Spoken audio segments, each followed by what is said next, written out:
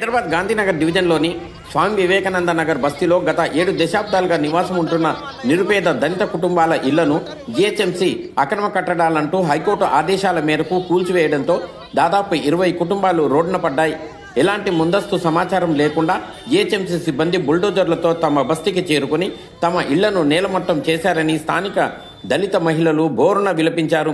ఎలాంటి ప్రత్యామ్నాయ ఏర్పాట్లు చేయకుండా జీహెచ్ఎంసీ సర్కిల్ 15 డిప్యూటీ కమిషనర్తో పాటు ఇతర అధికారులు నిర్లక్ష్యంగా వ్యవహరించారని బాధిత మహిళలు ఆవేదన వ్యక్తం చేశారు. రోడ్డును ఆక్రమించి ఇళ్ల నిర్మాణాలు జరిగాయని, అక్రమంగా నిర్మించిన ఈ ఇళ్లను తొలగించాలని స్థానిక శతాబ్ది అపార్ట్మెంట్కు చెందిన ఓ వ్యక్తి 2016లో హైకోర్టును ఆశ్రయించాడని, హైకోర్టు ఉత్తర్వుల మేరకు కూల్చివేతలు చేపట్టినట్లు సంబంధిత అధికారులు తెలిపారు. విషయం తెలిసిన వెంటనే బీజేపీ, కాంగ్రెస్ పార్టీ నాయకులు హుటాహుటిన సంఘటన స్థలానికి చేరుకొని కూల్చివేతలను అడ్డుకునే ప్రయత్నం చేశారు. కొంతమంది బాధితులను ముందు జాగ్రత్త చర్యగా సంబంధిత పోలీసులు అదుపులోకి తీసుకొని తర్వాత వదిలేశారు.